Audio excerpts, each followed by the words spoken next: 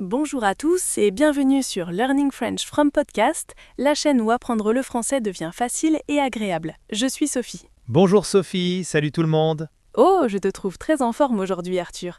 Tu as bien dormi ?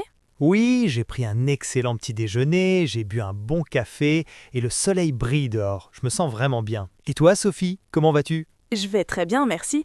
Je suis ravie d'être ici aujourd'hui parce que nous allons parler d'un sujet vraiment spécial. C'est une question que beaucoup d'apprenants nous posent régulièrement. Oh, de quoi s'agit-il ? On va parler de grammaire ou peut-être de vocabulaire compliqué ? Non, Arthur, c'est quelque chose d'encore plus important. Aujourd'hui, nous allons parler de comment penser en français. Waouh, penser en français, ça ressemble à un rêve. Tellement de personnes me disent « Arthur, je traduis toujours dans la tête. C'est tellement lent. » Exactement. Traduire depuis ta langue maternelle vers le français, c'est comme prendre un très long chemin. Nous, on veut prendre le chemin le plus court. J'adore les chemins courts. Mais attends Sophie, avant de partager nos secrets, on devrait saluer nos auditeurs. Oh oui, tu as raison.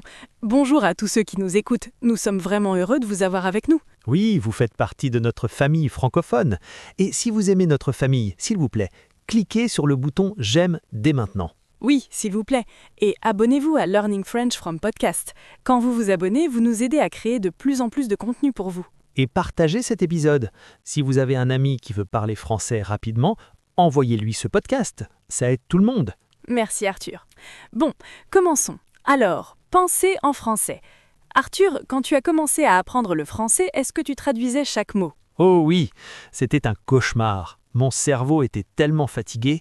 J'entendais une question, je la traduisais dans ma langue, je pensais à la réponse, puis je traduisais la réponse en français. Ouf, c'est beaucoup de travail pour le cerveau. Ça l'est, et quand j'étais enfin prêt à parler, l'autre personne parlait déjà d'autre chose. C'était très frustrant. Je comprends parfaitement. C'est pour ça qu'on doit arrêter la traduction. Notre premier grand conseil aujourd'hui, c'est arrêtez le dictionnaire dans votre tête. Arrêtez le dictionnaire. Mais Sophie, comment ? J'ai besoin de mots ? Oui, tu as besoin de mots, mais tu n'as pas besoin de traduction. Et c'est ceci. Utilise des images. Des images ? Comme un film ? Exactement. Quand tu vois un chien, ne pense pas au mot pour chien dans ta langue. Vois simplement l'animal. Vois les poils, la queue et pense chien. Ah, donc je connecte directement l'image au mot français. Pas d'intermédiaire. Exactement. Pas d'intermédiaire. Si je dis pomme, ne la traduis pas. Vois juste un fruit rouge et sucré dans ton esprit. Je vois. Donc si je mange une pomme, je la regarde simplement et je dis pomme dans ma tête. Je ne pense pas à aucune autre langue. C'est ça. C'est la première étape. C'est comme construire un nouveau cerveau pour le français. J'aime ça, un nouveau cerveau français. D'accord. Quel est le prochain conseil ? Parce que les images, c'est bien pour les objets, mais pour les actions. Bonne question. Pour les actions, tu dois narrer ta journée. Narrer ma journée, comme si j'étais un personnage dans un livre ? Oui, parle-toi en français de ce que tu es en train de faire. Mais ne dis pas seulement le nom des choses. Utilise des phrases simples. Tu peux me donner un exemple ? Bien sûr. Imagine que tu es dans ta cuisine le matin, tu peux te dire dans ta tête « Je prépare mon café. L'eau est chaude. J'ai faim. Où est le pain ?» Oh, je fais ça. Mais d'habitude, je le fais dans ma langue maternelle. Alors, tu dois juste changer la langue. Oui, même si les phrases sont très courtes. Je marche, j'ouvre la porte, il pleut. Ça aide ton cerveau à rester en mode français. Waouh, c'est une excellente idée. C'est comme pratiquer toute la journée, mais tu parles seulement à toi-même. Exactement. Pas de pression. Personne n'écoute, donc tu peux faire des erreurs et ce n'est pas grave. J'adore ça. Pas de pression, c'est ma phrase préférée. M'amène aussi. Maintenant, Arthur, voici un conseil un peu différent. Change ton monde en français. Changer mon monde ? Je dois déménager à Paris ? Non, je veux dire ton monde numérique. Change les paramètres de ton téléphone en français. Oh, mon téléphone. Mais c'est effrayant. Et si je me perds dans mes paramètres ? Tu ne vas pas te perdre. Tu sais déjà où tout se trouve. Tu connais le bouton pour les paramètres, tu connais le bouton pour les messages. C'est vrai, je connais la position des boutons. Oui, donc quand tu vois le mot paramètre au lieu de ta langue, ton cerveau commence à apprendre ce mot naturellement. Tu ne le traduis pas parce que tu sais déjà ce que fait ce bouton. Ah, donc l'action d'utiliser le téléphone m'apprend le mot. C'est très intelligent, Sophie. Ça marche aussi pour les réseaux sociaux. Si tu utilises Instagram ou Facebook, change-les en français. Tu vois j'aime, commenter, partager tous les jours. Bientôt, ces mots deviennent naturels. Je vais faire ça dès aujourd'hui. C'est un petit changement, mais ça garde mon cerveau occupé avec le français. Bon travail Arthur. Maintenant, parlons d'un autre secret. Celui-ci est très important. apprends des expressions, mais pas seulement des mots. Des blocs, comme des morceaux de chocolat? Ah oui, des morceaux de langue.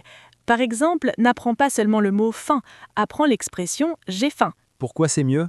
Parce que quand tu veux parler, tu n'as pas à construire la phrase comme un puzzle, tu as le morceau complet prêt. Ah, donc au lieu de penser j'ai plus faim, j'attrape simplement le morceau complet j'ai faim. Exactement. C'est comme un menu de fast-food. Tu ne commandes pas le pain, la viande et le cheese, tu commandes juste un burger. J'adore les exemples avec la nourriture. Sophie, maintenant j'ai faim. Mais je comprends. Les blocs rendent le cerveau plus rapide parce qu'il y a moins de travail. Exactement.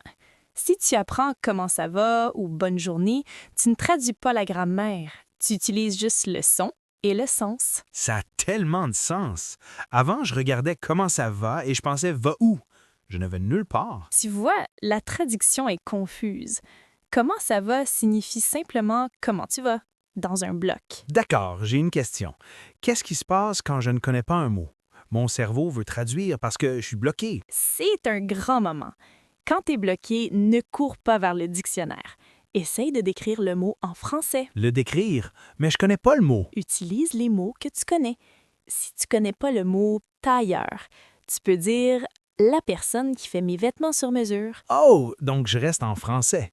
J'utilise mon cerveau français pour résoudre le problème. Oui, c'est comme un jeu. Si tu ne te souviens pas du mot réfrigérateur, tu dis la grande boîte froide dans la cuisine. La grande boîte froide, j'aime ça. Ça garde le cerveau français allumé. Si je regarde un dictionnaire, le cerveau français s'éteint et l'autre cerveau s'allume. Exactement, Arthur. T'es une star. On veut garder cette lumière française allumée. C'est très utile. Mais Sophie, parfois je me sens lent. Mon cerveau se sent lourd quand j'essaie de penser en français. C'est normal? Oh, c'est très normal. C'est comme aller à la salle de sport pour la première fois. Tes muscles sont fatigués parce qu'ils travaillent dur. Donc mon muscle français est juste faible? Pour l'instant, oui. Mais chaque fois que tu penses le ciel est bleu ou j'ai besoin d'eau, ton muscle devient plus fort. Ça me fait me sentir mieux. Je pensais que j'étais juste mauvais en français. Pas du tout. T'es juste un entraînement. Et voici un autre conseil pour l'entraînement. Écoute le français autant que possible, même si tu ne comprends pas tout. Comme une chanson en fond? Oui, écoute des podcasts comme le nôtre ou de la musique. Quand tu entends le rythme de la langue, ton cerveau commence à le copier. Ah, donc la musique du français entre dans ma tête et ensuite c'est plus facile de penser avec ce même rythme. Oui, c'est comme quand tu as une chanson coincée dans ta tête. Tu veux que le français soit cette chanson coincée. Je veux que notre podcast soit la chanson coincée pour tout le monde. Moi aussi. Maintenant, Arthur, et quand tu lis, est-ce que tu traduis quand tu lis? Parfois, quand la phrase est longue, je m'arrête et j'essaie de traduire. C'est un piège. Quand tu lis, essaie de lire pour l'idée, pas les mots. Comment je fais ça? Lis des choses simples. Lis des livres pour enfants ou des nouvelles pour apprenants de français. Si tu connais 70% des mots, tu peux deviner les restes. Deviner, c'est permis? Je pensais que je devais être 100% correct. Non, deviner est un super pouvoir. Quand tu devines d'après le contexte, tu penses en français. Tu utilises la logique en français. Wow! Donc, si je vois l'homme s'est assis sur le canapé et que je connais pas canapé, mais que je vois une image d'un homme assis sur un grand fauteuil, je peux deviner. Oui, et tu as appris canapé sans dictionnaire. C'est une victoire permanente pour ton cerveau français. Je me sens déjà plus confiant. Penser en français, c'est pas être un génie, ce sont des petites habitudes. Exactement. C'est être courageux et être un peu bête parfois. Parler à ton chat en français, c'est une excellente pratique. Mon chat adore quand je parle français. Il ne sait pas ce que je dis, mais il aime le son. Tu vois, c'est un bon ami français. Émilie, nous avons parlé de beaucoup de choses aujourd'hui. J'ai l'impression que ma tête est pleine de bonnes idées. C'est parfait. Penser en français, c'est un voyage. Ça ne se produit pas en un jour. Non, mais ça commence avec une pensée. Bonjour le monde. Oui. Bonjour le monde français. Ouf, nous avons couvert beaucoup de choses aujourd'hui. Je suis même pas fatigué. D'habitude, le français me fatigue, mais c'était amusant. Je suis contente. Quand tu arrêtes de traduire, le français devient amusant. Ce n'est pas une test, c'est une façon de partager ta vie. C'est une belle façon de le dire, une façon de partager ta vue. Oui, Bon, Arthur, regarde l'heure. Oh, le temps passe vraiment vite quand on a une bonne conversation. Vraiment. Mais avant de partir, rappelons les points principaux d'aujourd'hui. Bonne idée. Je me souviens du premier. C'était à propos des images. Plus de traduction de mots. Vois juste l'image dans ton cerveau, dans ton imagination, comme un film. Oui, et ensuite, nous avons parlé d'être le narrateur de ta propre vie, de dire ce que tu fais pendant que tu le fais. Je bois du café, je marche. C'est ça. Et je vais définitivement changer les paramètres de mon téléphone en français aujourd'hui. C'est un excellent moyen d'apprendre sans même essayer. Oui, et n'oublie pas les blocs. Apprends des expressions complètes pour que ton cerveau puisse les attraper rapidement. Et mon Préféré, le jeu de deviner. Si je connais pas un mot, je vais le décrire en français ou simplement deviner d'après l'histoire. Pas de dictionnaire. Exactement, et continue d'écouter de la musique française et des podcasts pour avoir ce rythme dans ta tête. C'était tellement utile, Arthur. J'ai l'impression que mon muscle français est déjà un peu plus fort. Je suis si heureux de l'entendre, Sophie, et j'espère que tous nos auditeurs ressentent la même chose. Oui, nous croyons en vous. Vous pouvez le faire. Nous espérons vraiment que vous avez apprécié notre conversation aujourd'hui. C'était tellement amusant. Ça l'était. Et maintenant, nous voulons vous entendre. Nous avons une question pour nos merveilleux auditeurs. Oh, j'adore les questions. Qu'allons-nous leur demander, Sophie? Dites-nous dans les commentaires quelle est la chose que vous allez faire aujourd'hui pour penser en français. Oh, c'est une excellente question. Allez-vous changer les paramètres de votre téléphone ou peut-être vous parler à vous-même dans la cuisine? Ou peut-être décrire votre chien en français? S'il vous plaît, laissez un commentaire d'ici bas. Nous adorons les lire et nous répondons toujours. Oui, c'est notre partie préférée de la journée. Et n'oubliez pas de vous abonner si ce n'est pas encore fait et de nous mettre un j'aime et de partager ceci avec vos amis. Aidons tout le monde à penser en français. Merci infiniment à tous pour votre écoute. Vous êtes des étudiants incroyables. Oui, merci à tous. Nous vous verrons dans le prochain épisode. Au revoir. Au revoir, à bientôt. Bonne réflexion en français.